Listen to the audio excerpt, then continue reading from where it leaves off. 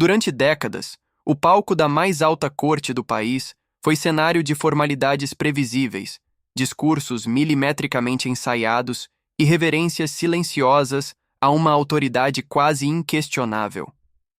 Ali, o poder veste toga, o silêncio pesa, mais do que as palavras, e a ousadia costuma ser rapidamente sufocada por protocolos bem polidos. Mas naquele dia, no coração do Supremo Tribunal Federal, algo fora do script começou a se desenhar. Não foi uma invasão barulhenta nem um protesto exaltado. Foi mais sutil, e por isso mesmo mais impactante. Um homem entrou sozinho, sem cortejo, sem fanfarra, com um semblante sereno e uma pasta de papéis alinhados. Era Tarcísio de Freitas, engenheiro por formação, ex-ministro, hoje governador de São Paulo. Mas, naquele momento, mais do que qualquer cargo, ele representava um desconforto coletivo que há tempos precisava ganhar voz. E foi justamente com essa postura contida, sem um decibel acima do necessário, que ele decidiu sacudir os alicerces do plenário.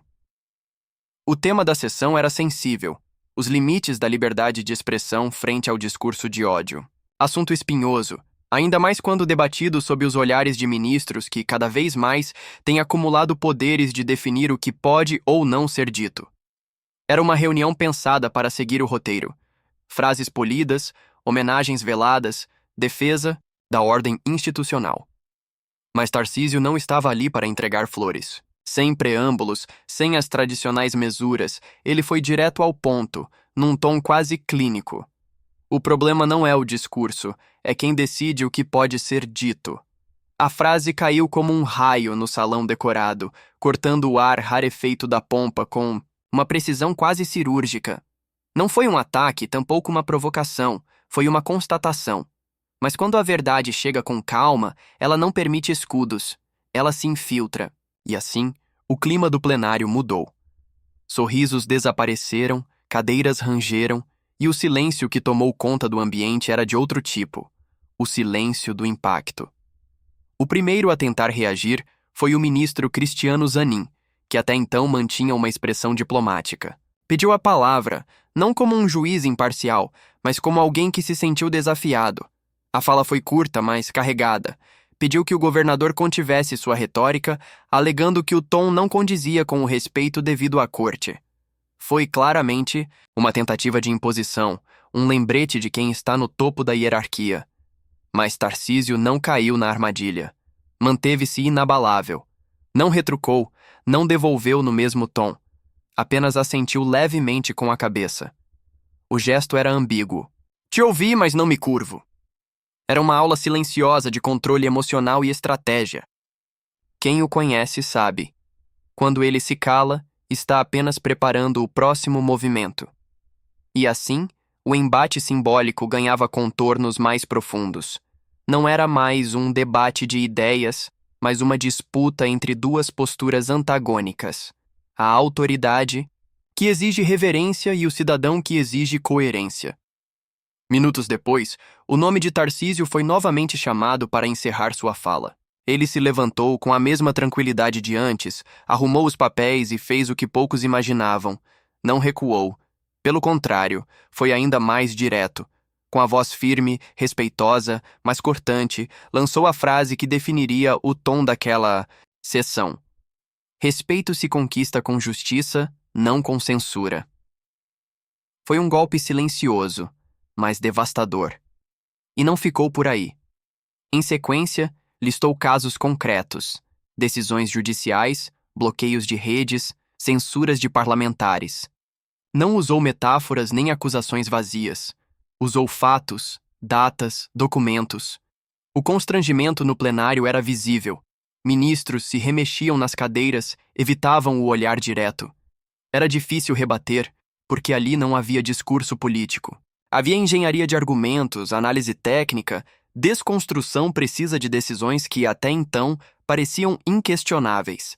E o mais desconcertante: Tarcísio não falava como quem quer vencer uma guerra, mas como quem quer restaurar um equilíbrio. A tensão aumentou ainda mais quando ele ousou tocar num ponto proibido: a nomeação de Zanin para o STF, feita diretamente por seu ex-cliente, o presidente da República. A pergunta ficou no ar, carregada de implicações. Quando um presidente nomeia seu próprio advogado para o Supremo, o que isso gera na sociedade? Confiança ou desconfiança? Foi nesse momento que o ar faltou. Não houve grito, não houve escândalo. Houve apenas uma interrogação que ninguém queria responder. E o silêncio que se seguiu foi o mais incômodo de todos. Aquele que vem quando uma verdade inconveniente é dita em voz baixa, mas alta o suficiente para que todos ouçam. O rosto de Zanin se manteve estático, mas seus olhos e ombros diziam tudo. A blindagem simbólica do STF acabara de ser trincada por palavras simples, mas certeiras. E mesmo tentando seguir a pauta, era impossível fingir que nada havia acontecido. O estrago estava feito. O desfecho foi como a conclusão de uma sinfonia escrita com precisão milimétrica. Tarcísio lançou a última frase com a frieza de um engenheiro que sabe exatamente onde o peso da estrutura vai ceder. O verdadeiro extremismo não está nas palavras duras. Está no medo que alguns têm delas. Era a lâmina final. E mais uma vez, não foi um ataque. Foi uma constatação. E por isso mesmo, ainda mais perigosa. O plenário ficou paralisado. Ninguém ousava reagir. A sessão precisava continuar, mas a concentração havia evaporado. Do lado de fora, o país fervia. A fala viralizava, ganhava manchetes, inflamava discussões. Pela primeira vez em muito tempo, alguém havia desafiado o poder com serenidade, sem se esconder atrás de slogans ou escudos partidários. Tarcísio saiu do prédio como entrou, em silêncio. E talvez aí tenha estado o maior impacto. Ele não buscava holofotes, buscava coerência. E isso, num país onde o espetáculo costuma calar o conteúdo, era um ato revolucionário. Agora, a pergunta que não quer calar. Você acha que Tarcísio fez o certo ao confrontar o STF com essa postura firme? Ou, se estivesse no lugar dele, você teria recuado ou ido ainda mais longe? Comente aqui embaixo e vamos abrir o debate que o Brasil há tanto tempo evita.